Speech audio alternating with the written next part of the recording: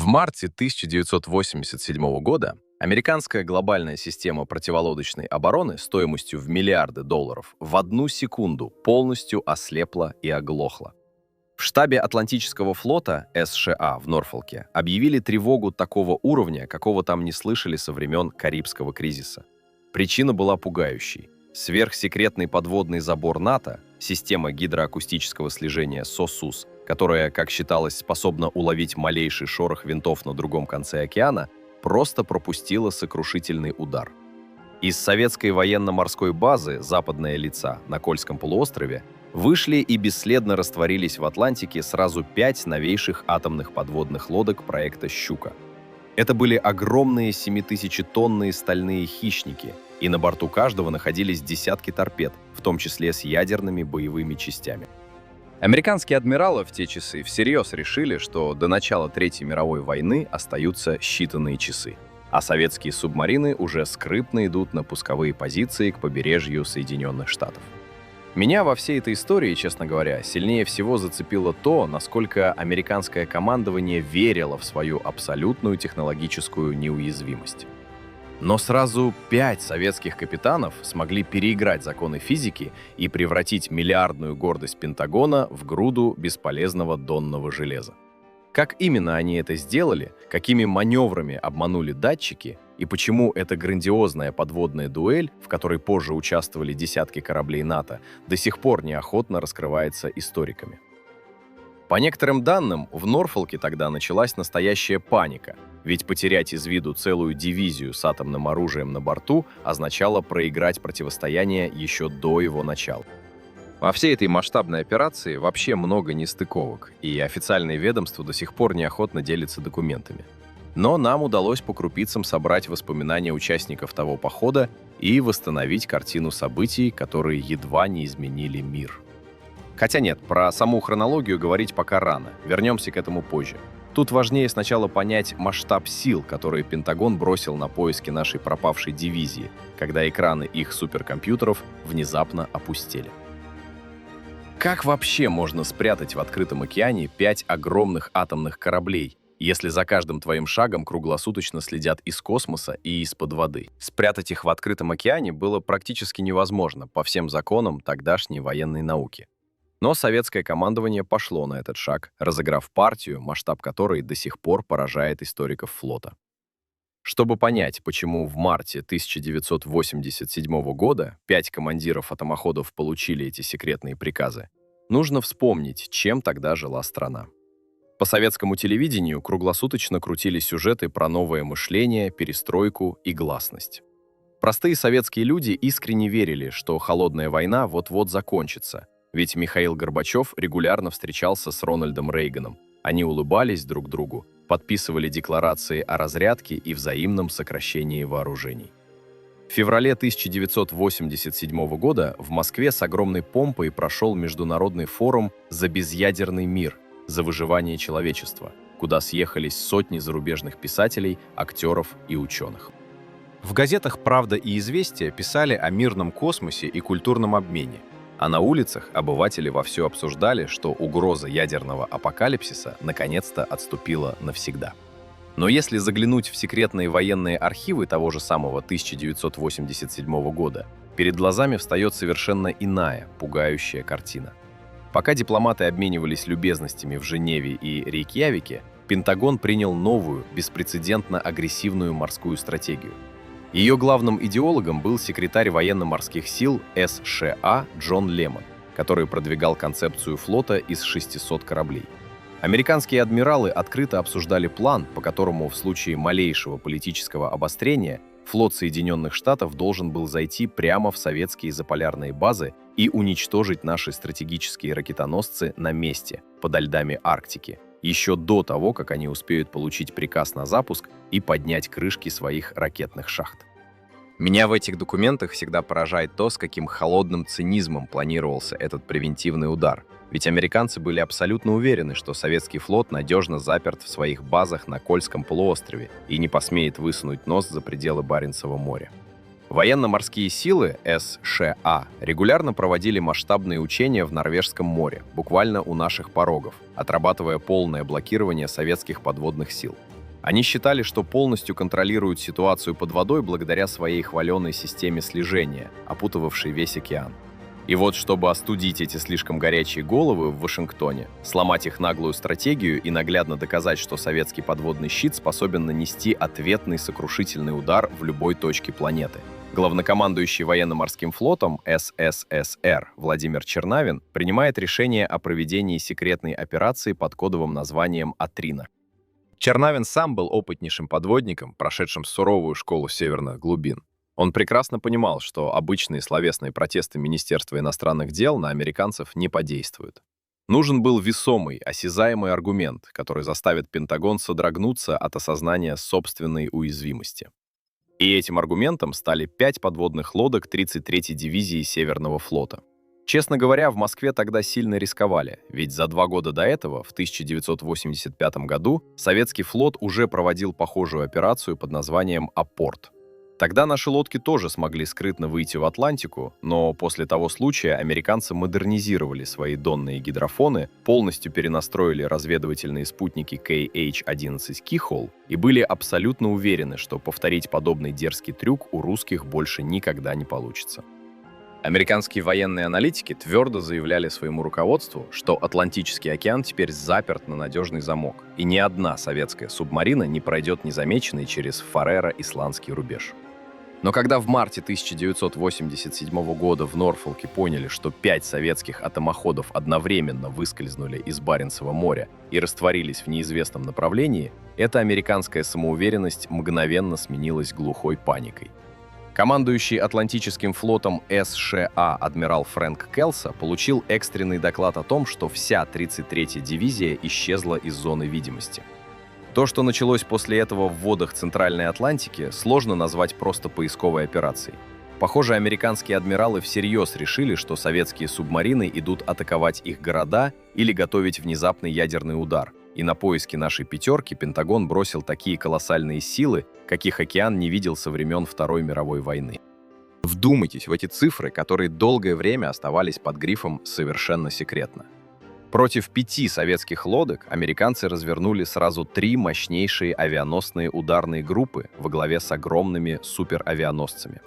Каждая такая группа — это колоссальный плавучий аэродром, защищенный целым чистоколом из ракетных крейсеров с боевой системой «Иджис», эсминцев контроля зоны и противолодочных фрегатов. Всего в этой безумной операции со стороны НАТО было задействовано около 30 надводных боевых кораблей самого разного класса.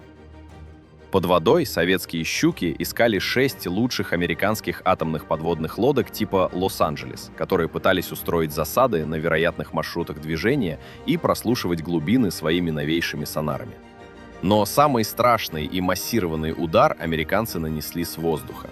В небо над Атлантикой было поднято более 100 патрульных самолетов базовой авиации, которые буквально перепахивали океанские просторы. Круглосуточно, сменяя друг друга в воздухе после изнурительных многочасовых вылетов, над волнами кружили американские противолодочные самолеты Air-3C Orion и британские дальние машины Nimrod, прилетевшие со своей базы Кинлос в Шотландии. Они взлетали со всех доступных военных баз в Исландии, с португальских аэродромов на Азорских островах, замаскированных баз на Бермудах и, конечно, с побережья самих Соединенных Штатов Америки. Океан на протяжении 1000 миль был буквально усеян тысячами радиогидроакустических буев разных типов, которые непрерывно сбрасывали с самолетов, чтобы нащупать хотя бы малейший след, хотя бы слабый шум советских винтов. Британские и американские экипажи работали на грани полного физического истощения, сбрасывая как пассивные буи, которые просто улавливали звуки океана, так и активные, пронизывающие толщу воды резкими высокочастотными импульсами.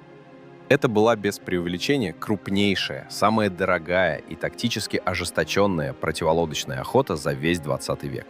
Американские пилоты, штурманы и операторы акустических систем работали на пределе человеческих возможностей.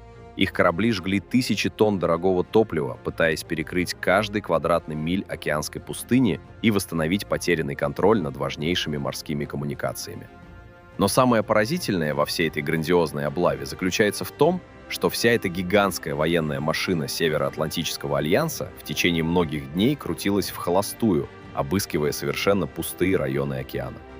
5 советских стальных гигантов словно обрели способность становиться абсолютными призраками и прошли сквозь эту звуковую стену, оставив американских аналитиков ни с чем. Я до сих пор не могу до конца понять, как советским гидрографам, инженерам и штурманам удалось рассчитать этот сложнейший маршрут с такой филигранной точностью, что целая армада из 100 самолетов и десятков кораблей просто бомбила своими дорогущими буями пустую морскую воду, пока наши лодки шли совершенно другим курсом. Но тут, конечно, за всей этой гордостью за советское оружие возникает другой, гораздо более глубокий вопрос, который заставляет по-новому взглянуть на всю эту историю. Что вообще представляли собой эти 5 советских субмарин? Какие именно технические секреты и модернизации позволили им обмануть все радары и сонары мира? И кто были те люди, те командиры во главе с контр-адмиралом Анатолием Шевченко, которые вели свои экипажи в этот невидимый, но смертельно опасный бой, прекрасно понимая, что в условиях жесточайшего нервного напряжения холодной войны любая мелкая ошибка или случайное столкновение под водой могут мгновенно стать детонатором для начала Третьей мировой войны. Подпишитесь на канал, если хотите, чтобы правда о тех, кто держал этот невидимый фронт, не терялась в архивах. Эта угроза казалась тогда более чем реальной. Ведь на этот невидимый подводный фронт Советский Союз отправил не просто случайные дежурные экипажи, а элиту 33-й дивизии подводных лодок Северного флота, подчинив их человеку с железными нервами. Командир этого беспрецедентного похода назначили контр-адмирала Анатолия Шевченко, о котором на флоте до сих пор ходят легенды. Сослуживцы вспоминали, что у этого человека пульс оставался абсолютно ровным, даже когда в отсеках объявляли аварийную тревогу из-за сбоя в реакторе. И именно его ледяная невозмутимость должна была стать главным противовесом американской истерии. Перед самым выходом главнокомандующий флотом Чернавин лично инструктировал Шевченко, дав ему понять, что от успеха этой миссии зависит не просто престиж флага, а позиция страны на важнейших международных переговорах по ядерному разоружению. Под его началом в океан вышли 5 новейших по тем временам атомных субмарин проекта 671 РТМ «Щука», и каждая из них управлялась командиром с колоссальным опытом автономных плаваний. Капитан второго ранга Владимир Аликов вел лодку К-244. Капитан второго ранга Попков командовал К-298. К-299 лодка шла под началом капитана второго ранга Николая Клюева. К-524 управлял капитан второго ранга Михаил Смирнов, а К-502 вел капитан второго ранга Юрий Журавлев. Это были люди, которые знали свои корабли до последнего винтика. Каждый из них прошел через десятки штормов, полярных льдов и скрытных слежений за боевыми кораблями вероятного противника. Но даже они, поднимаясь на мостик перед выходом из базы в Западной Лице, чувствовали колоссальную тяжесть ответственности, ведь им предстояло вести в бой технику, окруженную на Западе мистическим страхом. В штабах НАТО советские «Щуки» этого проекта вызывали глухую ярость. Американские аналитики дали им классификацию «Виктор-3», но среди экспертов и гидроакустиков за ними прочно закрепилось куда более уважительное прозвище. Их называли «черными принцами Атлантики». И это было не просто красивое словцо для рапортов. На Западе долгое время циркулировали упорные слухи, что корпуса этих субмарин выполнены из сверхпрочного легкого титанового сплава, подобно знаменитым высокоскоростным лирам, что позволяло им уходить на запредельные глубины и выдерживать чудовищное давление океанской бездны. В разведывательных сводках Пентагона утверждалось, что советские металлурги смогли создать идеальный титановый щит, полностью неуязвимый для американских глубоководных торпед. Хотя в реальности Ленинградское конструкторское бюро «Малахит» пошло по другому, более практичному пути. Прочный корпус «Щуки» ковался из специальной высокопрочной маломагнитной стали, но внутренние несущие конструкции, переборки, фундаменты под тяжелые паротурбинные установки и критически важные элементы гидроакустического комплекса СКАТ-КС требовали широкого применения редких титановых сплавов, чтобы максимально снизить общий вес корабля и полностью убрать любые магнитные наводки.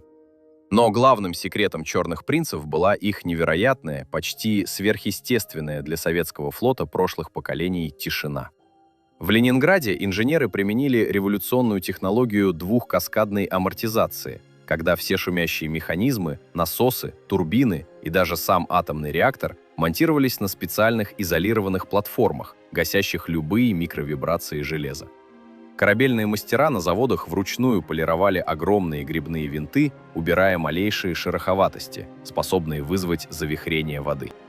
Каждый корпус «Щуки» снаружи был полностью облицован толстым слоем специальной противогидроакустической резины, которая не просто защищала лодку от внешних сигналов противника, но и буквально впитывала в себя внутренние шумы механизмов, превращая 7000-тонную махину в настоящее звуковое черное пятно. А на корме этих кораблей красовался их главный повод для гордости – уникальные малошумные семилопастные винты со сложнейшей геометрией, установленные на одном валу по схеме тандем, которые не создавали кавитации, то есть не рождали микроскопических пузырьков воздуха даже при резком увеличении скорости на глубине. Натовские гидроакустики на своих береговых станциях часами прослушивали записи, безуспешно пытаясь отличить след щуки от естественного шума океанских течений или возни китовых стад.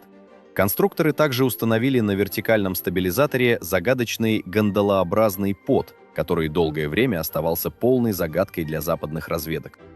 В Пентагоне строили самые дикие теории, предполагая наличие там секретного магнитогидродинамического двигателя или новейшего лазерного оружия, хотя там находилась всего лишь буксируемая цифровая гидроакустическая антенна, позволявшая щуке слышать океан на десятки километров вокруг себя. И вот вся эта колоссальная стальная армада, снаряженная по последнему слову советской инженерной мысли, уходила в океан под шифром, который до сих пор заставляет исследователей ломать головы в бесплодных спорах. В официальных документах Министерства обороны эта операция именовалась коротко и странно – «Атрина». Если попытаться найти логическое объяснение этому слову в военно-морских справочниках или академических словарях, то вы не найдете ровным счетом ничего. Меня в этой архивной загадке всегда цепляла одна характерная деталь, о которой позже вспоминали молодые лейтенанты и шифровальщики штаба флота в Североморске. Один из них рассказывал, как ночью, перед выходом дивизии, он удерживал в руках тяжелую папку с красной полосой и грифом «Совершенно секретно», на которой размашистым почерком было выведено это единственное слово — «Атрина». Офицеры часами гадали в курилках, что это может означать. Ведь в советской военной традиции операции обычно называли звучно и понятно. Например, «Тайфун», «Океан» или «Север». А тут какая-то странная, почти мистическая «Атрина». По одной из версий, этот шифр вообще не был придуман человеком. В те годы в главном штабе военно-морского флота как раз начали внедрять первые советские электронно-вычислительные машины для автоматического кодирования данных. И компьютер просто выдал случайную комбинацию букв, которую адмиралы поленились менять. Другие офицеры шепотом предполагали, что это сложная анаграмма, в которой зашифрованы начальные буквы фамилий создателей плана или географических координат конечной цели похода. Но среди матросов и старшин в кубриках быстро распространилась куда более зловещая и загадочная легенда. Старые мичманы поговаривали, что Атрина — это тайное имя древней мертвой звезды из глубин космоса, которая приносит несчастье любому, кто попытается нарушить ее покой. Или имя древней языческой богини подземного царства, охраняющей скрытые сокровища. Моряки — народ суеверный, даже на атомном флоте. И это странное название многие тогда восприняли как предупреждение о том, что поход будет невероятно тяжелым и, возможно, для кого-то из них станет последним.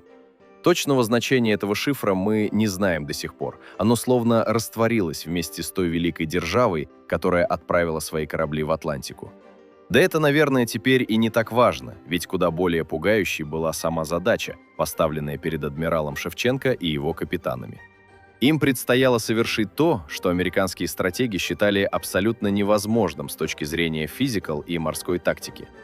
5 огромным атомным подводным лодкам нужно было не просто незаметно выйти в океан, им требовалось преодолеть Фарреро-Исландский противолодочный рубеж. Это место на военных картах называют «воротами в Атлантику», и эти ворота американцы и британцы запечатали так прочно, что мышь не проскочит. Многокилометровые подводные кабели, датчики, круглосуточно дежурящие корабли и противолодочные самолеты создавали там сплошную зону тотального контроля. Пройти сквозь этот рубеж незамеченным для одной лодки считалось огромной удачей. А тут на прорыв шла целая дивизия, огромный стальной кулак, который должен был пробить эту стену звука без единого выстрела. Командование понимало, что если НАТО засечет хотя бы один корабль на начальном этапе, вся операция «Атрина» мгновенно захлопнется, превратившись в грандиозный международный скандал и дипломатическое поражение Москвы. Капитанам было запрещено выходить на связь, использовать активные радары и даже включать некоторые внутренние системы, способные выдать их присутствие слабым электрическим наводящим полем. Каждая щука должна была скользить сквозь проливы, словно бесплотный дух, используя сложнейшую гидрологию северных морей, где холодные арктические течения сталкиваются с теплыми водами Гольфстрима, создавая невероятные температурные перепады и водяные линзы, способные искажать и отражать звуковые волны. И вот здесь у любого исследователя неизбежно возникает один и тот же вопрос, ответа на который нет в открытых учебниках тактики. Как именно эта сложнейшая советская техника, управляемая людьми из плоти и крови, должна была обмануть физику, перехитрить тысячи чутких натовских гидрофонов и прорваться через этот неприступный фареро-исландский забор, оставив позади всю хваленую американскую оборону? Какие тактические хитрости приготовил адмирал Шевченко для преодоления этой подводной стены? И почему первые же мили этого пути заставили советских подводников забыть о сне и замереть в мертвой тишине у своих пультов в ожидании неминуемого обнаружения? Ожидание обнаружения было оправдано каждой секундой этого похода, ведь фареро-исландский барьер в те годы считался абсолютно непреодолимой подводной стеной, способной уловить малейший шорох в океанских глубинах. Американские адмиралы совершенно открыто хвастались в своей прессе, что их противолодочные датчики способны услышать, как советский матрос роняет тяжелый гаечный ключ на стальную палубу где-нибудь на дальнем рейде в Североморске или в глубинах Баренцева моря. И, честно говоря, для того времени это не выглядело сильным преувеличением, ведь против нашего флота работала вся колоссальная научно-техническая мысль западного мира. На огромном подводном пространстве в мрачных океанских проливах между Гренландией, Исландией и побережьем Великобритании, на глубинах в сотни метров, лежала грандиозная секретная сеть СОСУС. Эту звуковую систему наблюдения океана наши подводники знали прекрасно, и сама эта аббревиатура заставляла командиров трижды проверять каждый шаг своего корабля перед выходом на стратегическую карту Атлантики. Это были тысячи сложнейших донных гидрофонов, сверхчувствительных подводных микрофонов, объединенных в колоссальные многокилометровые цепочки. Они тянулись по неровному, изрезанному океанскому рельефу, замирая в ледяной придонной мгле Атлантики. Американцы размещали свои донные датчики не абы где, а на строго определенных глубинах, где звуковые волны, благодаря давлению и температуре, могут распространяться на тысячи километров практически без затухания. Это удивительное явление физики называют осью глубоководного звукового канала. Звук там застревает, как в гигантском подводном волноводе, и мчится через океан со скоростью почти 1500 метров в секунду прямо к американским приемникам.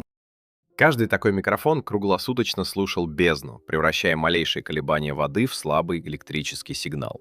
По толстенным коаксиальным кабелям, защищенным бронированной стальной оплеткой и проложенным прямо по скалистому дну проливов, эти гигантские объемы звуковой информации непрерывно передавались на береговые станции обработки, которые на американском военном языке именовались НАВФАК. Они были разбросаны по всему Атлантическому побережью, от канадского Ньюфаундленда до британского Уэльса и исландского Кефлавика. Там, в подземных бункерах, начиненных новейшей электроникой, трудились самые мощные суперкомпьютеры американской корпорации IBM.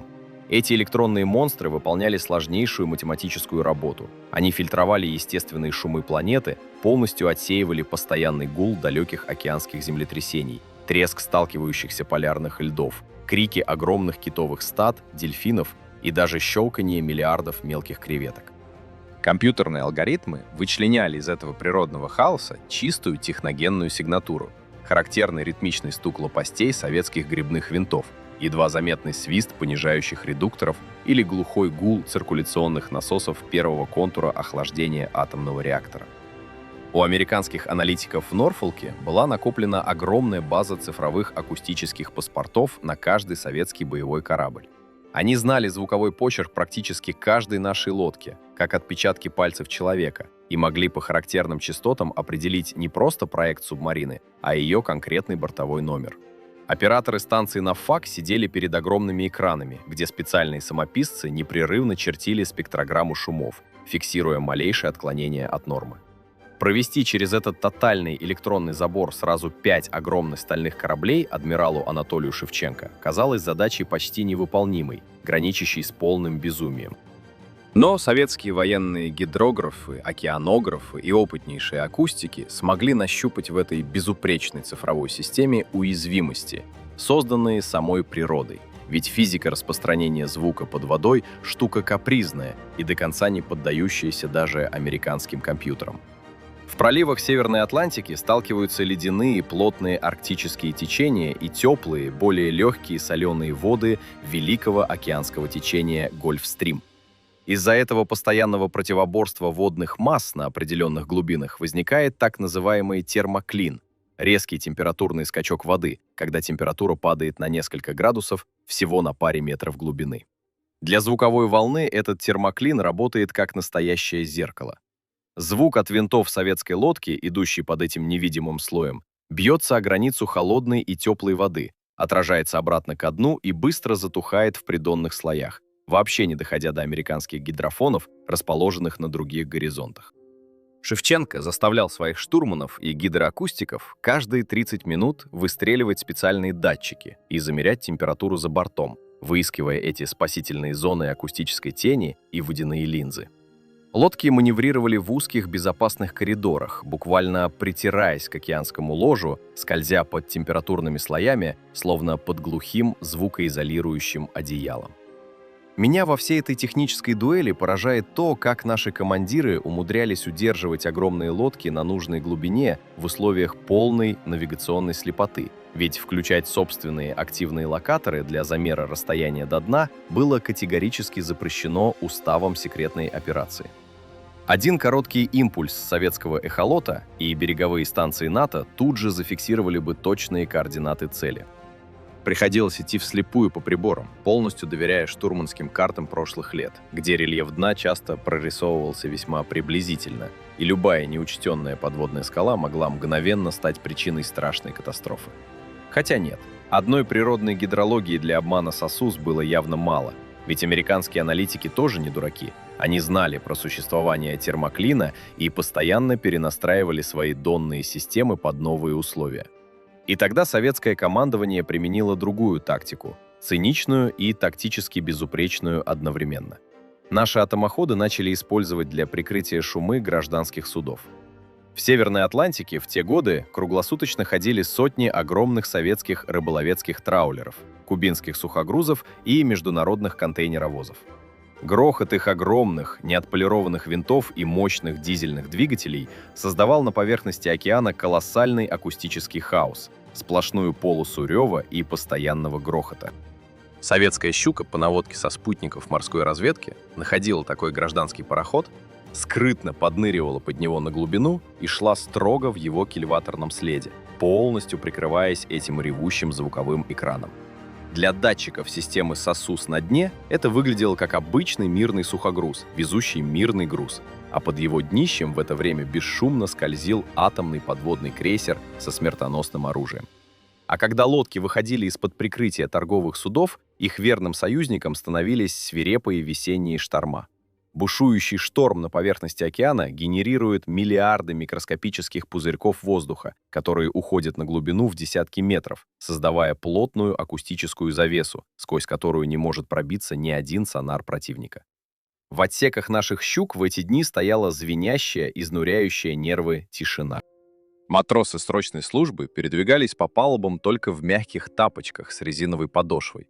На лодках было категорически запрещено хлопать дверьми переборок, громко разговаривать и ронять любые металлические предметы.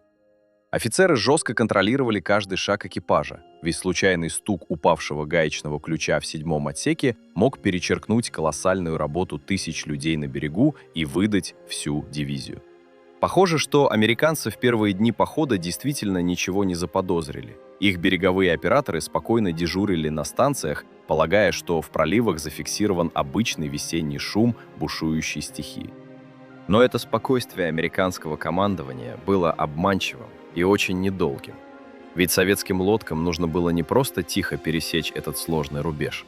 Им требовалось решить куда более сложную задачу – оторваться от тех американских субмарин-охотников, которые постоянно дежурили на самом выходе из наших баз на Кольском полуострове и буквально висели на хвосте у каждого выходящего в океан советского корабля. По некоторым данным, К-244 под командованием Владимира Аликова вела за собой невидимого преследователя еще с момента прохода мыса Святой Нос, и американец шел за ней словно приклеенный, ловя каждый всплеск шума наших винтов и не позволяя сманеврировать. И вот сам момент этого отрыва, когда советским капитанам нужно было резко, без единого лишнего звука, скинуть опытных преследователей со своего хвоста и уйти в неизведанные просторы Атлантики, до сих пор вызывает массу споров и вопросов у военных экспертов. Как именно Аликов и остальные командиры смогли переиграть американских охотников в самый критический момент начала похода? И какую опасную, балансирующую на грани фола игру они затеяли на самой границе Фарерских проливов, чтобы заставить натовских акустиков навсегда потерять их след в океанской бездне? Самым шокирующим парадоксом этой операции стало то, что 5 советских капитанов вели свои огромные атомные корабли вглубь Атлантики, вообще не представляя, где находится конечная точка их маршрута. Они выходили из Матовского залива, подчиняясь лишь жесткому приказу держать курс на запад, а подробности их миссии лежали в запечатанных сургучом пакетах, которые запрещалось открывать до прохода строго определенных географических координат. На глубине в несколько десятков метров стальные корпуса «Щук» сотрясались от глухих ударов сверху, ведь там на поверхности бушевал яростный мартовский шторм, превративший Баренцево море в кипящий котел из ледяной воды и пены. Но советское командование ждало именно такую погоду. Этот арктический ураган был их главным союзником и живым акустическим щитом. Многометровые волны с чудовищным грохотом обрушивались на прибрежные скалы. Ветер сбивал с ног редких часовых на пирсах Западной Лицы, а под водой этот рев шторма создавал сплошную стену белого шума, сквозь которую хваленые американские радары не могли разобрать вообще ничего. В этот момент К-244, К-298, К-299, К-524 и К-502 одна за другой бесшумно скользнули со своих штатных мест, растворяясь в бурлящей темноте залива. На борту каждой субмарины мгновенно включился режим строжайшей акустической маскировки, который среди подводников называют режимом тишины. Это означало, что жизнь внутри прочного корпуса замирала по особым, почти монастырским правилам. Матросы в отсеках общались исключительно шепотом или короткими, понятными без слов знаками. Были полностью отключены все гражданские трансляции, радиоприемники и даже бытовые приборы, способные издать случайный щелчок. Офицеры и мичманы передвигались по палубам, уложенным мягкими резиновыми дорожками в специальной обуви с толстой бесшумной подошвой. Каждое открытие металлической двери переборки превращалось в сложный ритуал. Ее придерживали руками, чтобы язычок замка не звякнул о косяк. Нарушение этого правила каралось жестоко, ведь любой резкий металлический звук внутри прочного корпуса стальные листы «Щуки» транслировали прямо в воду, как огромный колокол. Одновременно с этим лодки перешли в режим полного радиомолчания и электронной слепоты. Были полностью обесточены все излучающие приборы, активные гидролокаторы и радиопередатчики. Лодки ничего не передавали в эфир, они только слушали бездну своими пассивными антеннами комплекса СКАТ. Связь с базой прервалась навсегда. Теперь экипажи были предоставлены сами себе в этой бескрайней океанской пустыне.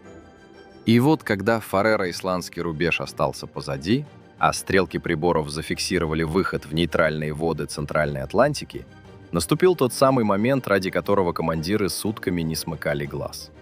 В центральном посту каждой субмарины под тусклым светом аварийных ламп происходила строгая юридическая процедура. Командир корабля в обязательном присутствии замполита и старшего помощника, сверяя время по хронометру, аккуратно срезал ножом тяжелые сургучные печати с секретного пакета под номером 1. Внутри лежал лист плотной бумаги с лаконичным текстом приказа, отпечатанным на специальной машинке в штабе Северного флота. Меня в этих воспоминаниях участников всегда поражает то, как резко менялись лица опытных морских волков, когда они вчитывались в эти строки.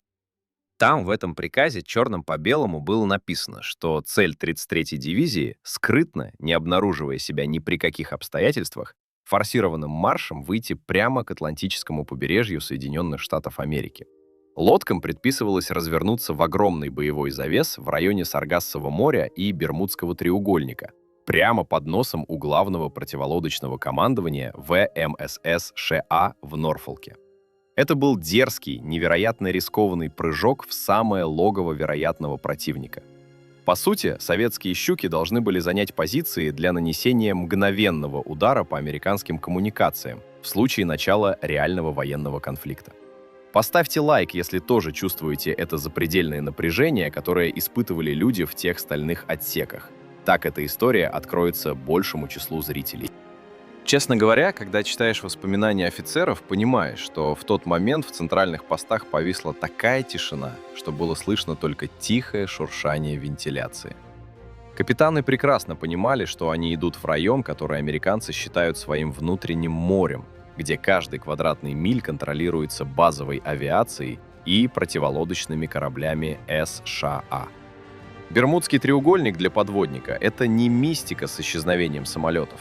Это район сложнейшей гидрологии, огромных глубин и постоянного присутствия американских поисковых групп. Идти туда 5 советским лодкам одновременно — это все равно, что пройтись маршем по центральной улице Вашингтона, надеясь, что тебя никто не заметит. Капитаны вернули карты штурманам, и те начали прокладывать новые секретные курсы в Саргассово море, вымеряя каждый метр глубины. В отсеках продолжилась прежняя изнурительная рутина скрытного похода. Люди сутками сидели на своих постах в полумраке, вчитываясь в показания приборов и вслушиваясь в шорохи за бортом. Воздух в замкнутом пространстве постепенно становился тяжелым, насыщенным запахами регенерации, соляры и пота, но никто не жаловался. Все понимали масштаб игры, в которую их втянули.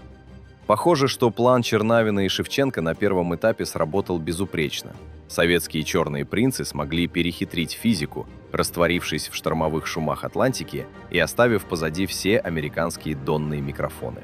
Они шли к побережью США, как невидимые призраки, готовые в любой момент замкнуть стальное кольцо вокруг американских баз. Но ведь вечно так продолжаться не могло. Океан не может скрывать 5 огромных атомных кораблей бесконечно, особенно когда они заходят в зону ответственности самого мощного флота в мире. И вот здесь открывается следующая, куда более драматичная страница этой тайной войны. В какой именно момент американские аналитики в Норфолке и Пентагоне, изучая утренние сводки и спектрограмму шумов, вдруг с ужасом осознали, что их хваленая система СОСУС пробита сразу в 5 местах, а целая дивизия советских атомоходов бесследно исчезла из Баренцева моря и теперь находится где-то у их собственных порогов?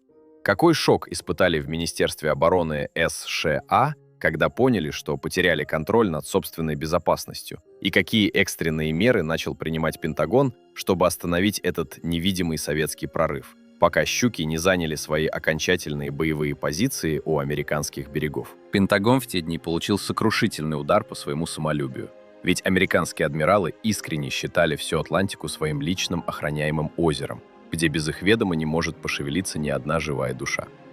Шокирующий парадокс ситуации заключался в том, что огромная многомиллиардная оборонительная система ядерной сверхдержавы в один момент оказалась абсолютно слепой, когда с экранов оперативного контроля в Норфолке исчезла не одна случайная советская подлодка, а целая дивизия из 5 тяжелых атомных ракетоносцев. По воспоминаниям участников тех событий, паника в штабе Атлантического флота США нарастала лавинообразно, ломая всю привычную служебную субординацию.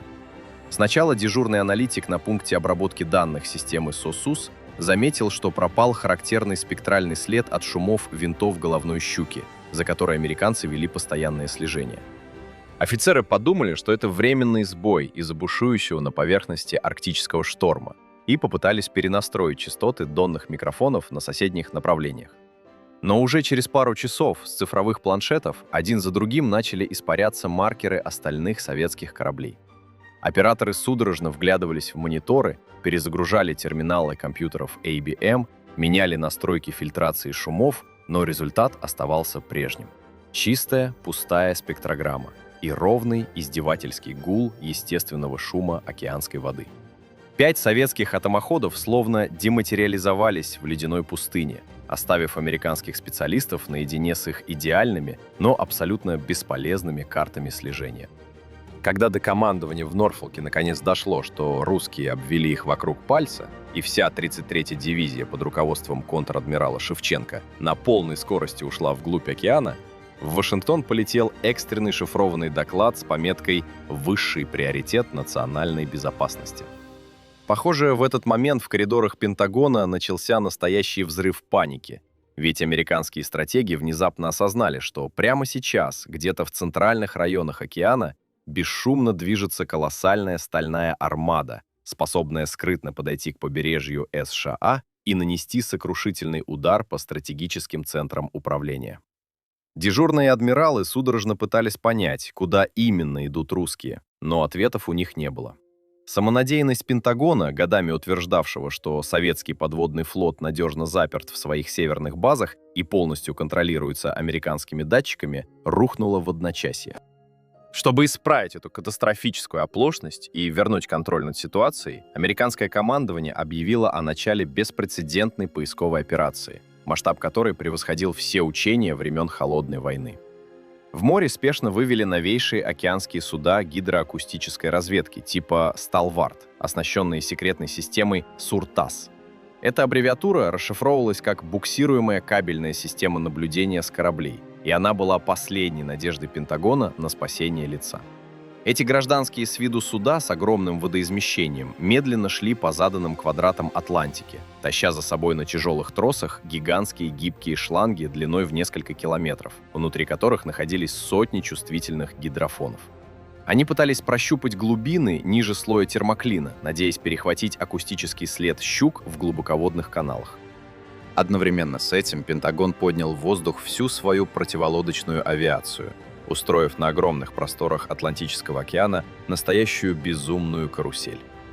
С аэродромов на базе Кефлавик в Исландии, с огромной взлетной полосы в Брансвике на побережье штата Мэн и со стратегической базы Лажеш на португальских Азорских островах круглосуточно взлетали десятки тяжелых патрульных самолетов Р-3С «Орион».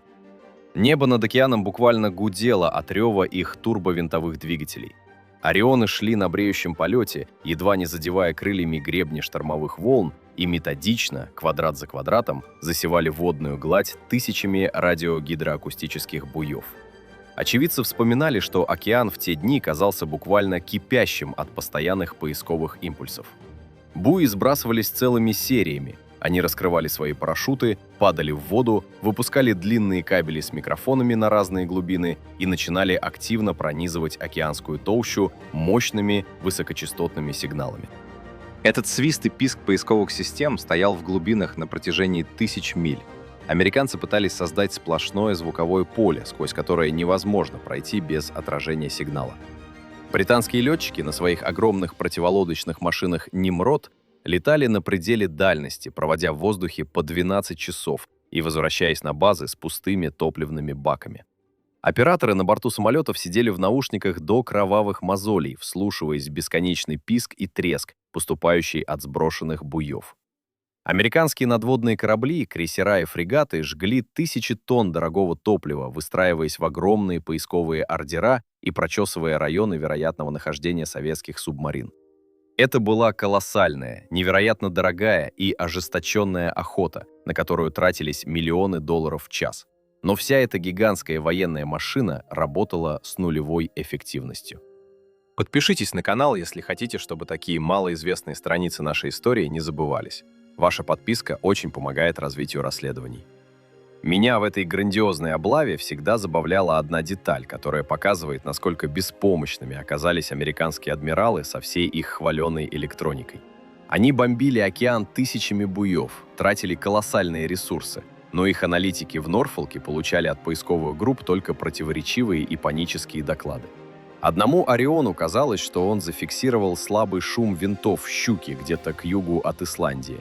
Туда немедленно отправляли целую эскадру фрегатов. Но по прибытии выяснялось, что датчики просто поймали эхо от косяка Сельди или гражданского норвежского сейнера.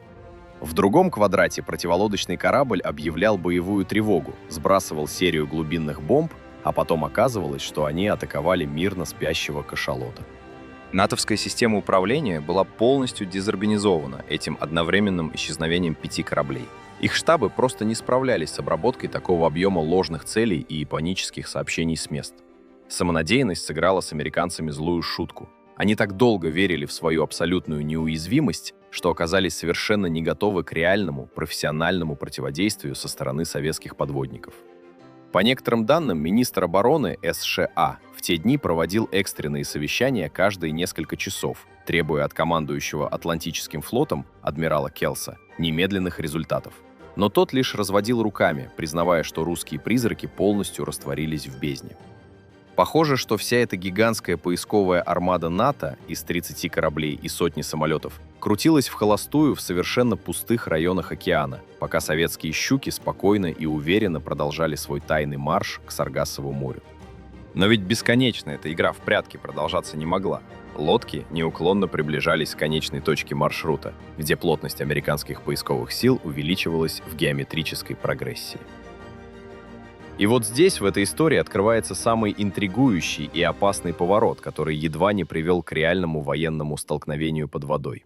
Где именно в этот самый момент, когда в Пентагоне в панике перерисовывали карты и объявляли тревогу, находились 5 советских субмарин под командованием Шевченко, и с какими непредвиденными препятствиями столкнулись наши экипажи, когда они, наконец, вышли к границам Саргассового моря и внезапно обнаружили, что прямо по курсу их движения разворачивается новейшая, глубоко эшелонированная американская противолодочная засада, о которой не знали стратегии в Генеральном штабе в Москве. Самым пугающим и необъяснимым этой миссии стало то, что на финальном отрезке пути главным союзником советских подводников выступила не секретная техника и не мудрость адмиралов, а сама мрачная вековая мистика океанской бездны.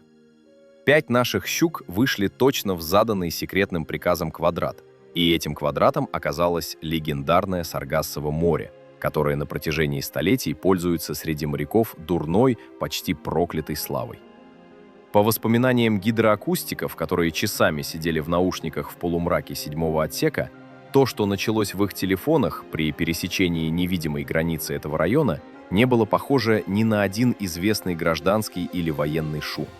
В официальных рапортах, которые позже легли на стол командования Северного флота, офицеры связи с явным замешательством фиксировали странные, пугающие аномалии. Сквозь привычный, монотонный шорох, набегающий на корпус забортной воды, вдруг прорывались отчетливые ритмичные звуки, которые подводники между собой давно окрестили квакунами. Это были странные, ни на что не похожие металлические или биологические пощелкивания, напоминающие громкое кваканье огромного существа. Самое поразительное, что эти неизвестные подводные объекты, судя по показаниям пассивных гидроакустических комплексов СКАД, маневрировали вокруг советских лодок на каких-то совершенно фантастических, запредельных скоростях, меняя глубину за секунды, что по всем законам тогдашней физики было абсолютно невозможно для любого надводного или подводного корабля. Меня в этой архивной истории больше всего зацепило то, что акустики до конца не понимали, с чем именно они имеют дело. В наушниках то и дело возникали пугающие ложные цели. Аппаратура внезапно рисовала четкий тепловой и звуковой след чужого корабля прямо по курсу. Командир объявлял предкувырковую боевую тревогу, лодка замирала, готовая к маневру уклонения, а через минуту цель просто испарялась, словно ее и не было. Что это было на самом деле, неизвестные науке секретные американские разработки, огромные скопления загадочных глубоководных существ или настоящие, не поддающиеся логике игры самого океана, остается тайной до сих пор. Но эта природная или мистическая чертовщина Саргассового моря сыграла на руку советской дивизии самым неожиданным образом. Дело в том, что физика здешней гидрологии устроена невероятно сложно. В Саргассовом море практически нет четких постоянных течений. Вода здесь веками крутится по гигантскому замкнутому кругу, из-за чего теплые поверхностные слои сталкиваются с глубинными холодными массами, рождая огромные блуждающие водяные линзы. Эти линзы работают как мощнейшие природные изоляторы и кривые зеркала для любых звуковых волн. Когда американские противолодочные корабли и самолеты «Орион», устроившие грандиозную облаву, вышли в этот район, их совершенные сонары просто сошли с ума. Американские акустики на своих крейсерах фиксировали ложное отражение сигналов буквально на каждом шагу. Они видели на экранах четкие очертания огромных субмарин, принимали обычные температурные аномалии или плотные скопления глубоководного планктона за титановые корпуса советских «Щук» и начинали яростно бомбить пустую океанскую воду сотнями радиогидроакустических буев. Поставьте лайк этому видео, если вас тоже завораживают настоящие нераскрытые тайны океана. Так YouTube покажет это расследование другим. В Пентагоне в те дни росла глухая, бессильная злоба. Американские адмиралы получали победные рапорты от своих пилотов о том, что русские ракетоносцы зажаты в угол и обнаружены. Но через полчаса выяснялось, что противолодочные вертолеты атаковали «Призрака». Вся эта колоссальная натовская армада крутилась на одном месте, жгла топливо и тратила миллионы долларов, воюя с гидрологическими капризами Саргассового моря, пока реальные 5 советских лодок под командованием Анатолия Шевченко бесшумно скользили на глубине в 200 метров прямо сквозь эти зоны акустического хаоса. Наши командиры, пользуясь подсказками опытных гидрографов, ювелирно прокладывали маршруты в обход американских поисковых ордеров, используя каждый температурный скачок как надежное убежище. Образ черных принцев Атлантики оправдывал себя на все 100%. «Щуки» шли в режиме абсолютного радиомолчания, превратившись в настоящие стальные тени. Матросы в отсеках привыкли к этому постоянному, давящему на психику полумраку аварийного освещения и шепоту. Люди спали по очереди, не раздеваясь, готовые в любую секунду вскочить по боевой тревоге. Напряжение внутри прочного корпуса было таким, что, казалось, воздух можно резать ножом. По некоторым данным, капитан К-524 Михаил Смирнов несколько раз фиксировал натовские поисковые корабли буквально над своей головой, слыша отчетливый тяжелый гул их мощных турбин сквозь стальную обшивку. Но ледяное спокойствие экипажа и уникальная резиновая облицовка корпуса спасали лодку от неминуемого обнаружения. Похоже, мистические Саргассовые воды надежно хранили секрет советского присутствия, полностью дезориентировав всю американскую разведку. Честно говоря, в этой истории поражает то, как долго советскому командованию удавалось удерживать эту инициативу в своих руках. Целая дивизия атомных кораблей скрытно проникла в самый охраняемый район Мирового океана, выполнив основную часть секретного плана Чернавина. Задача по выходу в заданный район Саргассового моря была блестяще решена. Советский подводный кулак замер у берегов Америки, готовый к любым приказам из Москвы. Но ведь бесконечно эта передышка в зоне акустических аномалий продолжаться просто не могла по всем законам военной логики. Рано или поздно американцы должны были понять, что они совершают ошибку за ошибкой и сменить тактику своих поисков на более агрессивную и системную. И вот этот момент истины наступил, когда советские лодки начали выполнять маневр по развертыванию плотной боевой завесы, выстраиваясь в единую линию контроля. Плотность поисковых сил НАТО вокруг Саргассового моря к тому времени достигла своего исторического максимума. Американцы стянули сюда 3 авианосные ударные группы, превратив выходы из проливов в сплошной забор из кораблей. Нашим экипажам предстояло выйти из спасительных температурных линз Саргассового моря и начать неизбежный, прямой физический контакт с противолодочными силами вероятного противника, который уже не верил ложным целям и искал русских с упорством обреченных. Как именно произошла эта первая леденящая кровь встреча советской «Щуки» с американским охотником лицом к лицу в темных глубинах Атлантики? И почему этот неизбежный акустический контакт едва не закончился трагедией для одного из наших экипажей, когда американские эсминцы начали зажимать советскую субмарину в тиски, принуждая ее к немедленному всплытию прямо на глазах у изумленного Пентагона? Один неверный градус перекладки руля отделял мир от начала Третьей мировой войны, когда советские «Щуки» и американские эсминцы начали сближаться в глухой темноте Саргассового моря на дистанцию прямого тарана. Американцы все-таки смогли нащупать кончиками своих буксируемых антенн край нашей боевой завесы, и в этот момент вся вековая магия линз Саргассового моря мгновенно кончилась. Начался чистый жестокий ад подводной дуэли, где ставки были подняты до предела, а у командиров секундный сбой в оценке обстановки мог привести к непоправимой катастрофе. Внутри прочного корпуса наших лодок теперь стоял непрерывный, тяжелый, сводящий с ума гул. Это на полную мощность работали активные гидролокаторы американских противолодочных кораблей, которые буквально прошивали толщу воды мощными ультразвуковыми импульсами. Этот звук подводники называют металлическим лаем. Он бьет по ушам, отдается в зубах и заставляет дрожать переборки. Каждые несколько минут этот гул прерывался глухими, резкими ударами, от которых субмарины вздрагивали всем своим 7000-тонным телом. Это американские патрульные самолеты «Орион» начали массово сбрасывать в воду специальные взрывные источники звука. По сути, это были небольшие бомбы, которые взрывались на заданной глубине, создавая мощную акустическую волну для эхолокации. Пентагон устроил вокруг наших лодок настоящую подводную канонаду. Командиры «Щук» сидели в центральных постах, намертво вцепившись руками в поручни, пока вокруг их кораблей рвались эти заряды. Маневрирование шло на грани фола, в десятках метров от килей американских кораблей. В такой обстановке нервного перенапряжения у кого-то из операторов оружия с любой стороны могли просто сдать нервы. Один случайный щелчок, одна неверно истолкованная команда, и в воду устремились бы боевые торпеды с ядерными боеголовками, после чего остановить маховик глобальной войны было бы уже невозможно. Чтобы сбросить преследователей с хвоста и оторваться от этой бешеной погони, советские капитаны начали применять свой самый знаменитый, смертельно опасный тактический прием, который в секретных методичках Пентагона с ужасом именовали «сумасшедшим Иваном». Дело в том, что у любой подводной лодки прямо за кормой, там, где бурлит поток воды от работающих грибных винтов, существует абсолютная мертвая зона для собственных сонаров. Лодка сзади себя ничего не слышит, она полностью слепа и глуха на этом направлении. Американские субмарины-охотники типа «Лос-Анджелес» обожали этим пользоваться. Они скрытно пристраивались в этот кормовой сектор советских ракетоносцев и шли за ними часами, оставаясь полностью невидимыми. Сумасшедший Иван ломал эту игру полностью и очень жестоко. Советский командир без какого-либо предупреждения резко перекладывал рули на борт и давал полный ход, разворачивая свою огромную щуку вокруг собственной оси практически на месте. Лодка делала крутой вираж, разворачиваясь носовыми, мощными гидроакустическими антеннами назад, чтобы мгновенно прослушать свой бывший слепой сектор. Для американца, который шел сзади всего в паре сотен метров, этот маневр выглядел как полное безумие.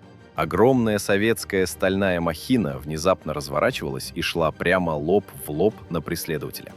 Американским капитанам приходилось судорожно объявлять аварийную тревогу, давать экстренный реверс и уходить на запредельные глубины, чтобы просто избежать физического столкновения. Но меня в этой тактике всегда поражала другая, чисто инженерная деталь. Во время такого резкого разворота щука своим корпусом часто буквально срезала, рвала многокилометровые гибкие буксируемые антенны американских гидролокаторов, которые тянулись за их кораблями. Охотник в один миг оставался без своих электронных ушей, а советская лодка, пользуясь этой секундной заминкой противника, на полной скорости уходила в сторону, меняя горизонты глубины и прячась в очередную температурную складку океана. По некоторым данным, капитан Николай Клюев на К-200 «Импут-99» крутил таких сумасшедших Иванов несколько раз за одни сутки, полностью измотав акустиков американского крейсера «Преследование». Похоже, американцы были просто не готовы к такой степени агрессивности и тактической наглости со стороны советских подводников. Они привыкли действовать по шаблонам своих учебников, а тут столкнулись с людьми, которые были готовы идти на таран ради выполнения боевой задачи. Очевидцы вспоминали, что внутри отсеков в эти моменты люди работали на чистом адреналине. Воздух из-за частых маневров и работы регенерации был раскален, пот заливал глаза операторам сонаров, но никто не отходил от пультов. Акустики ловили каждое изменение тона американских винтов, подсказывая командиру траекторию уклонения. Это был тактический детектив в чистом виде, где вместо слов говорили децибелы, частоты и обороты валов. Шевченко координировал действия своих кораблей в условиях, когда любая попытка выйти на связь означала немедленный провал. Лодки действовали как единый организм, прикрывая друг друга и путая американских аналитиков своими постоянными перекрестными курсами. Саргассово море превратилось в гигантскую шахматную доску, где советские гроссмейстеры вслепую обыгрывали всю мощь Североатлантического альянса. Дуэль в Саргассовом море в итоге осталась за нами. 5 щук смогли удержать свои позиции, выстояв под этим чудовищным прессингом и не позволив американцам принудить себя к позорному всплытию. Шевченко доказал, что советский подводный щит способен действовать прямо у берегов Америки, игнорируя любые рубежи обороны. Но ведь за каждым таким тактическим решением на глубине всегда стоит огромная политика, которая вершится на твердой земле, в сухих и тихих кабинетах. Честно говоря, когда мы восхищаемся мужеством наших матросов и командиров в отсеках, мы часто забываем, какое колоссальное, почти нечеловеческое напряжение в эти же самые часы испытывали люди в Москве. Пока «Щуки» уклонялись от американских торпед и резали их секретные антенны в Саргассовом море, на сухопутных командных пунктах Генерального штаба и в Кремле генералы и высшие чиновники сутками не выходили из дежурных кабинетов. Они сидели перед пультами спецсвязи в ожидании любого сигнала из Атлантики, прекрасно понимая, что ситуация в любой момент может выйти из-под контроля. И вот здесь в истории операции «Атрина» открывается совершенно другой слой, скрытый за глухими дверями министерских кабинетов. Что в этот самый драматический момент, когда на глубине рвались гидроакустические заряды, происходило в Москве, в высших эшелонах руководства страны. Как реагировал Михаил Горбачев, которому регулярно докладывали о жестком подводном клинче у берегов США?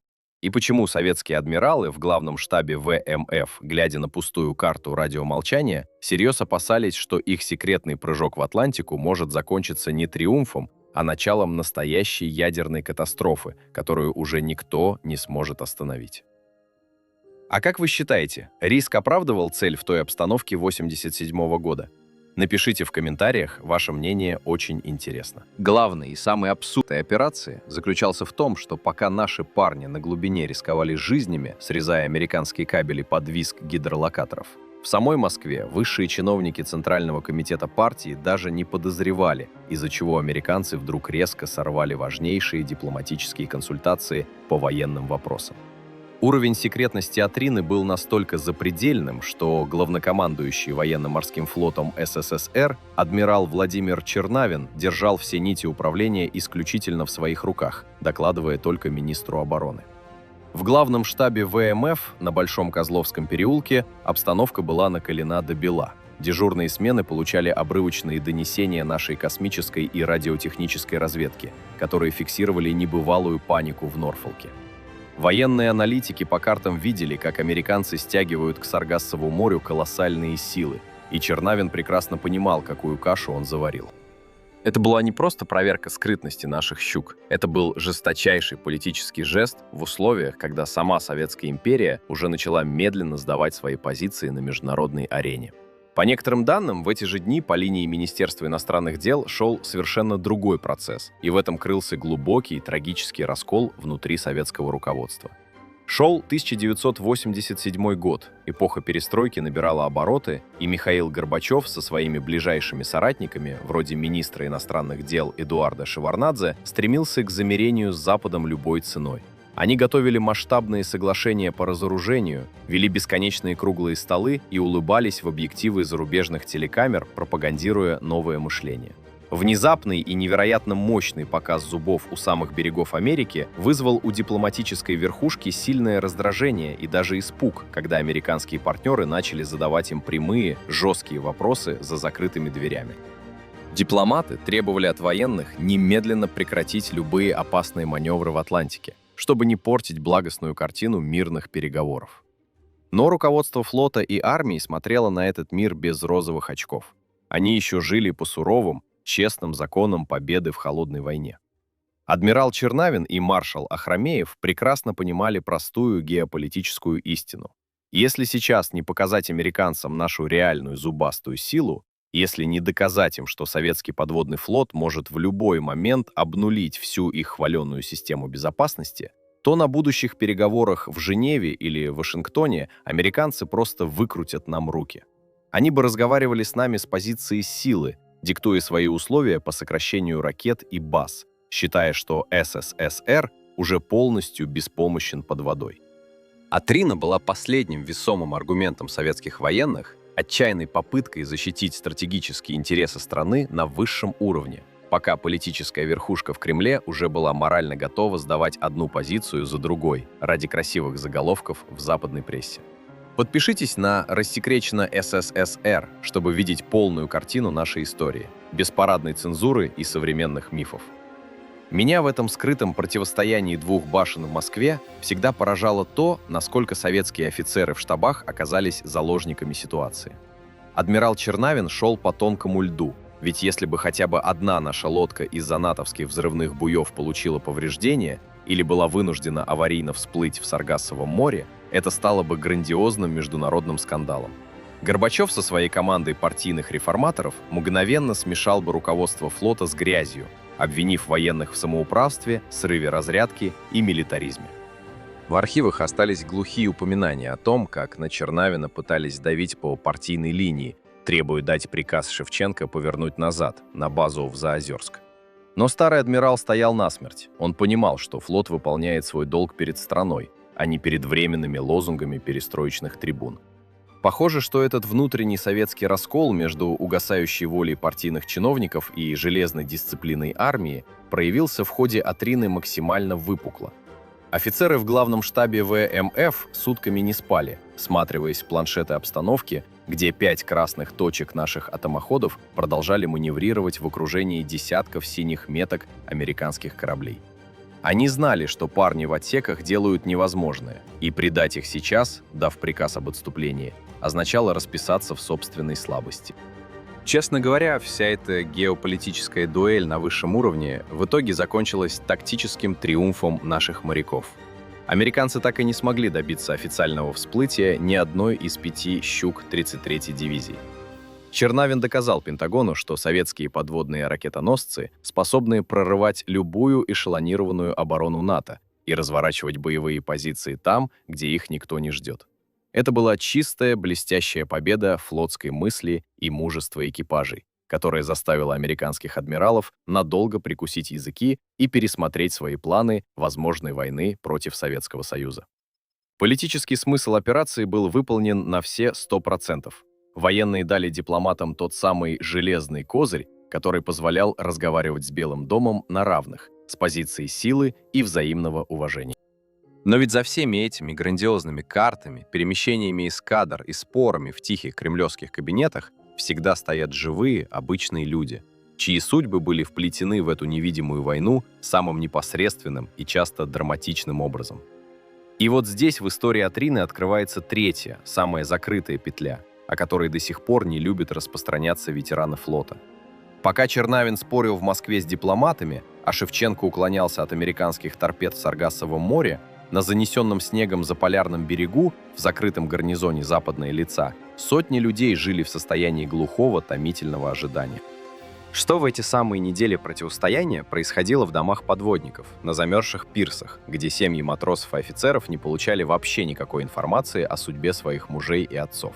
Почему по гарнизону поползли зловещие, пугающие слухи о том, что 33-я дивизия попала в аварийную ситуацию, и домой из этого похода вернутся далеко не все? И как обычные советские женщины в глухой полярной ночи пытались сохранить рассудок, пока их мужчины удерживали мир от ядерного апокалипсиса? Самым тяжелым стало то, что для сотен людей на берегу и в отсеках она превратилась в абсолютный информационный вакуум, где цена человеческого спокойствия была полностью обнулена ради государственной тайны. Обычные советские женщины в закрытом гарнизоне Западное Лица продолжали ходить на работу, водить детей в детские сады и писать письма в пустоту, даже не подозревая, что их мужья прямо сейчас маневрируют в шаге от гибели на другом конце планеты. Мужчины уходили в море в марте 1987 года с твердой уверенностью, что это обычные двухнедельные плановые учения в Баренцевом море. Офицеры собирали тревожные чемоданы, обещали женам вернуться к началу апреля, ко дню рождения дочки или к семейному празднику. Но прошел месяц, пошел второй, а серые гранитные причалы по-прежнему оставались пустыми. По воспоминаниям жителей военных городков Мурманской области, именно тогда по занесенным снегом улицам поползли первые, по-настоящему жуткие слухи. В закрытых сообществах, где все друг друга знают, тишина бьет сильнее любого взрыва. Соседки на кухнях шепотом передавали самые страшные версии. На одной из лодок взорвался реактор, 33-я дивизия столкнулась под водой с американцами, лодки потоплены, все погибли. Жены старших офицеров пытались прорваться к руководству базы, но дежурные офицеры в штабах лишь виновато прятали глаза, бледнели и молчали, намертво связанные жесткой подпиской о неразглашении. Секретность операции «Атрина» была такой, что даже местное тыловое командование снабжения не знало, куда именно испарились 5 атомных крейсеров и когда их ждать обратно. Женщины возвращались в пустые квартиры, смотрели на портреты мужей в черных рамках форменных кителей и пытались не сойти с ума от этой неизвестности, пока за окнами выла бесконечная заполярная метель. Но если на берегу этот информационный голод выжигал нервы, то внутри самих подводных лодок проекта 671 РТМ ситуация выглядела еще более пугающе. Здесь открывается второй свидетельский слой, о котором редко пишут в официальной парадной истории флота. Это были матросы срочной службы, 20-летние пацаны, призванные из сибирских деревень или украинских промышленных городов, которые сидели в герметичных стальных отсеках по 2 месяца без единого глотка свежего воздуха. Представьте себе быт трюмного матроса, пускай это будет условный 20-летний Серега из 4-го отсека. Он не видел солнца уже больше 50 суток. Кругом только бесконечные ряды трубопроводов, ревущие насосы, клапаны и стойкий, невыветриваемый запах перегретого машинного масла, солярки и химпоглотителя. Воздух внутри лодки был регенерированным, искусственным. От него постоянно сохли губы и раскалывалась голова. Пресную воду жестко экономили, выдавая по одной кружке в зубы для умывания, а из кранов текла горьковатая, безвкусная дистиллированная вода из испарителей, которая совершенно не утоляла жажду. Матросы ходили в одноразовом белье из марли, которое через несколько дней смены просто выбрасывали, потому что постирать его в автономке было негде. И вот в этой душной, замкнутой атмосфере, где единственным развлечением была игра в домино на редком отдыхе, Серега и его сослуживцы внезапно начали замечать, что поход перестал быть учебным. Офицеры перешли на шепот. Командир часами не выходил из центрального поста. А потом через стальную обшивку корпуса донесся первый глухой удар американского поискового буя. Матросы срочной службы ведь не имели доступа к оперативным картам. Они понятия не имели, где находится лодка, идет ли она к берегам Кубы или крутится у новой земли. Когда по правому борту начал отчетливо стучать и выть активный гидролокатор американского эсминца, в отсеках наступила мертвая звенящая тишина. Срочники сидели на своих боевых постах, боясь пошевелиться, чтобы случайным стуком гаечного ключа не выдать расположение корабля. Они слышали, как командир резко командует перекладку рулей, чувствовали, как огромный стальной корпус заваливается на борт на крутом вираже, уходя от преследования. И в их головах крутилась только одна страшная мысль: началась ли на поверхности настоящая война? Они понимали, что если там, наверху, советские и американские ракеты уже взлетели, то их лодка, скорее всего, станет братской могилой на дне океана, и они даже не успеют попрощаться с близкими. Меня в этих воспоминаниях ветеранов всегда поражала эта деталь.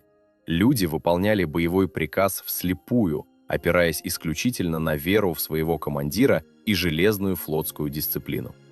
Пацаны в 20 лет взрослели за одну такую смену, когда над головой часами выли винты чужих противолодочных кораблей. Этот адский поход в Саргассово море стал для них проверкой на человечность, которую они выдержали без паники, без истерик, молча задраивая переборки и контролируя давление в цистернах. По некоторым данным, когда лодки наконец получили долгожданный приказ развернуться на обратный курс к родным берегам, запасы продуктов в провизионках были практически на нуле. Люди доедали сухари и консервированную капусту. Операция «Атрина» подходила к своему логическому завершению. Советские призраки сделали свое дело, заставив Пентагон содрогнуться. И теперь им предстояло совершить обратный, не менее опасный прорыв через всю Атлантику, чтобы вернуться домой. Похоже, что этот человеческий слой операции, страдания жен на берегу и молчаливый подвиг срочников в отсеках навсегда останется самой честной и важной частью этой истории, без которой любые победные доклады адмиралов выглядят лишь сухими цифрами на бумаге. Но ведь само возвращение домой тоже не обещало быть легким маневром. Американцы, упустив лодки в Саргассовом море, жаждали реванша и выставили на пути отхода дивизии новые, еще более плотные заслоны. И вот здесь история выходит на финишную прямую, закрывая последние секретные архивы этой миссии. Каким именно образом советские «Щуки» прорывали обратные рубежи обороны НАТО? Что увидели изможденные полярной ночью женщины на пирсах Западной Лицы, когда на горизонте наконец показались черные рубки возвращающихся кораблей? И почему этот триумфальный финал операции «Атрина» оставил у ее главного архитектора, адмирала Чернавина, горький привкус понимания того, что великая эпоха Советского океанского флота неумолимо движется к своему трагическому закату. Главный парадокс этой грандиозной операции заключался в том, что за чистейшую, стопроцентную военную победу над Пентагоном советские командиры получили не золотые звезды героев, а полное гробовое забвение со стороны собственного государства, которое они только что защитили. В мае 1987 года, полностью истощив колоссальные поисковые ресурсы американцев и доказав абсолютную уязвимость их берегов, все 5 советских «Щук» получили долгожданный шифрованный приказ на отход. Они снова ювелирно использовали сложнейшую гидрологию глубин, буквально растворились в бескрайней океанской пустыне и незамеченными ушли назад. В конце мая изможденные, покрытые солью субмарины одна за другой благополучно пришвартовались к родным замерзшим пирсам закрытого гарнизона «Западное лица». Ни одной потери. Техника отработала идеально. Люди выдержали запредельные нагрузки, а стратегическая задача была выполнена так, что в Норфолке еще долго переписывали все свои учебники противолодочной обороны. Казалось бы, это абсолютный триумф. Флот доказал свою невероятную силу, и на берегу героев должны встречать с оркестрами, цветами и высшими государственными наградами. Вместо этого изголодавшихся по солнцу подводников ждал ледяной, равнодушный прием со стороны большой советской политики. На дворе стоял разгар перестройки, в Москве вовсю гремели лозунги о новом мышлении, и хвастаться военной победой над Соединенными Штатами в высших кремлевских кабинетах стало просто немодно. Помните ли вы ту атмосферу весны 1987 года, когда в центральных газетах взахлеб писали про дружбу с Америкой? Напишите, как это ощущалось тогда вами. Дипломатическое крыло в ЦКК ПСЦ сделало все, чтобы этот грандиозный успех советского оружия прошел максимально незаметно для мировой общественности. Командующий флотом адмирал Чернавин, который изначально планировал представить всех командиров кораблей к званию Героя Советского Союза, натолкнулся на глухую стену партийного сопротивления. В тихих, закрытых кабинетах министерств списки наград были безжалостно урезаны. Вместо золотых звезд уставшим капитанам тихо, без лишнего шума и парадных речей, вручили ордена Красного Знамени и Красной Звезды. Прессе категорически запретили писать даже малейшие намеки об операции в Атлантике. Уникальный тактический опыт, мужество сотен матросов срочной службы и гениальные маневры Шевченко были моментально убраны на архивные полки под самый жесткий гриф «Совершенно секретно». Меня во всей этой несправедливой истории сильнее всего зацепила глухая, горькая ирония момента. Ведь армия и флот совершили невероятный технологический и человеческий рывок, показав, что империя еще способна побеждать в холодной войне. Но сама государственная воля внутри страны уже стремительно распадалась. Советский Союз словно устыдился собственной силы перед лицом вчерашнего врага. Похоже, именно тогда адмирал Чернавин и другие высшие офицеры флота начали отчетливо понимать, что великая эпоха огромного океанского флота СССР, строившегося десятилетиями, неумолимо катится к своему финалу. Подвиг тысяч людей был украден чиновниками ради красивой картинки на международных переговорах по разоружению. Честно говоря, даже сегодня, спустя десятилетия, многие участники тех событий неохотно делятся деталями похода в Саргассово море, потому что шлейф той секретности до сих пор тянется за операцией «Атрина». Но именно этот скрытый, замолченный финал заставляет по-другому взглянуть на то, что произошло в глубинах Атлантики весной 87-го. И вот здесь, когда официальная хроника похода закрывается, перед нами встает главный, самый интригующий вопрос, который до сих пор не дает покоя независимым расследователям.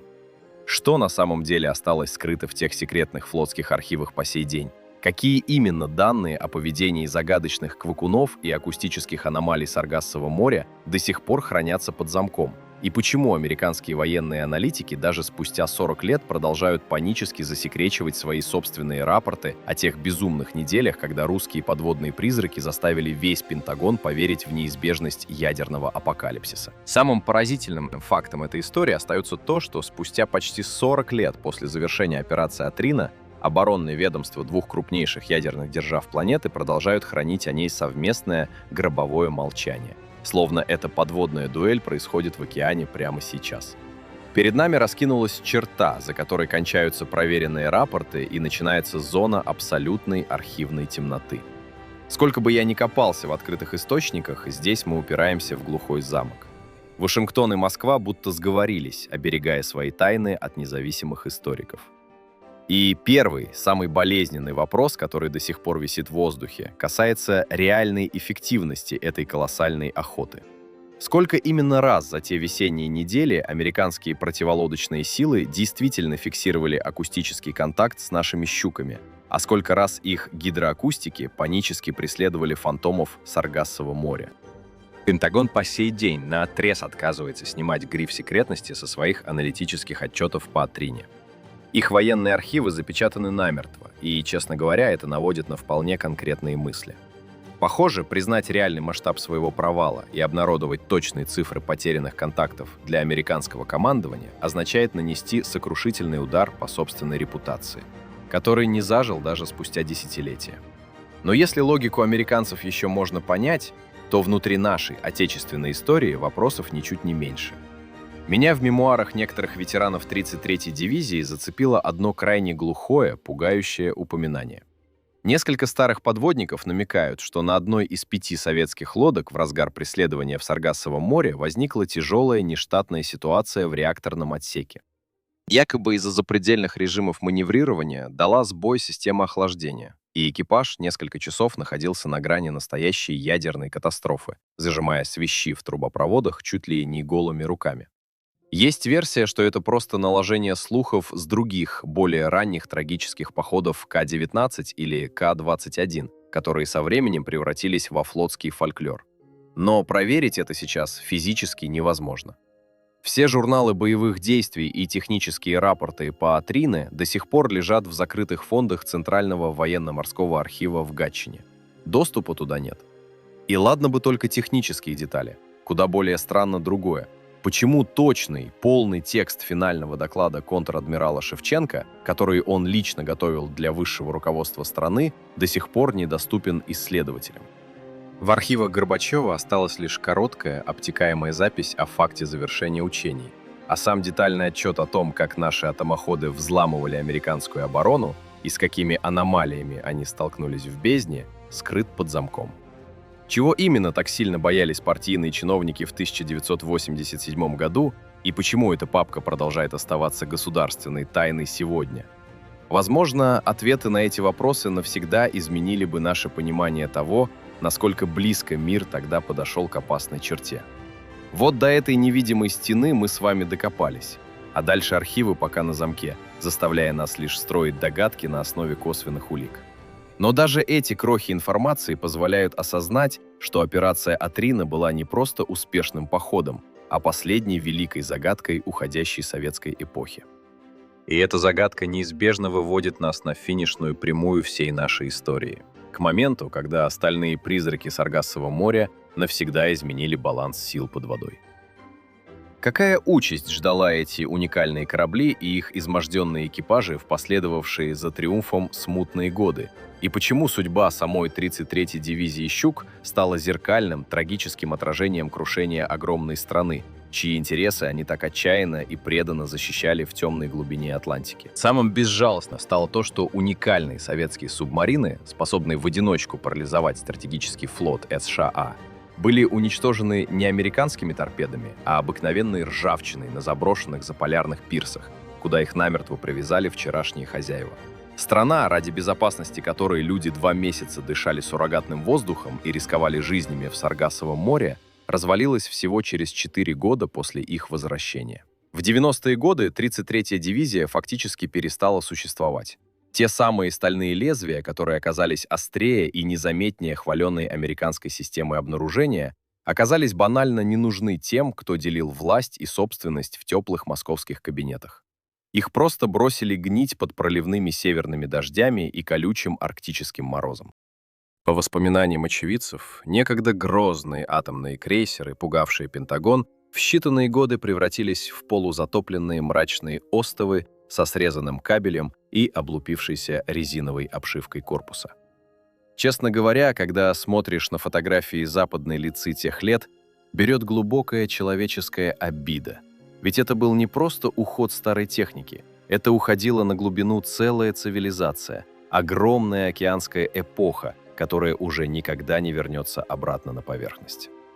Меня в этой истории зацепило то, что здесь нет и не может быть банального вывода о том, кто победил в холодной войне, ведь тактически наши подводники переиграли противника по всем статьям, но стратегически их победу просто сдали без боя.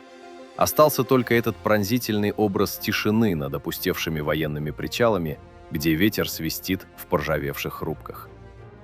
Алексей Аликов, Николай Клюев, Анатолий Шевченко. Эти люди никогда не толкали пламенных речей с высоких трибун и не требовали к себе особого внимания.